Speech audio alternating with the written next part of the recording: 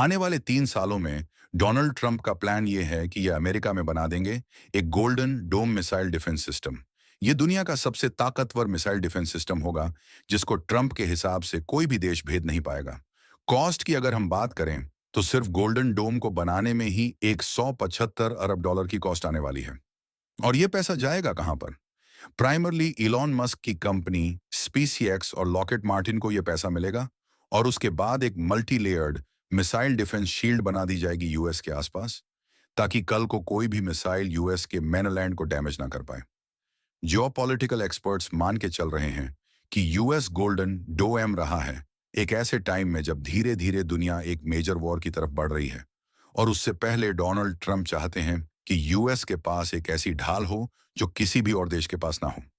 Obvious सी बात है, US के गोल्डन डोम बनाने से पहले ही चाइना और रशिया ने आपत्ति खड़ी कर दी है। दोनों देश ये कह रहे हैं कि गोल्डन डोम में इतने सारे लेयर्स होंगे कि ये ऑनल टुगेदर स्पेस तक पहुंचेगा। जी हाँ, गोल्डन डोम में इतनी सारी लेयर्स होंगी कि स्ट्रेटोस्फियर तक ये टच कर रहा होगा, और चाइना और रशिया के हिसाब से। इसका मतलब ये है कि यूएसए स्पेस को वेपनाइज कर रहा है, और इसलिए ये दोनों देश कभी भी बर्दाश्त नहीं करेंगे कि गोल्डन डोम जैसा मिसाइल डिफेंस सिस्टम बन जाए। नाउ इसके पीछे लॉजिक मैं समझ सकता हूँ। चाइना रशिया दोनों जानते हैं, एक बार गोल्डन डोम बन गया, उसके बाद जो न्यूक्लियर ऑप्शन है रशिया चाइना के पास, ये काफी हद तक नलिफाई हो जाएगी अगेंस्ट यूएस।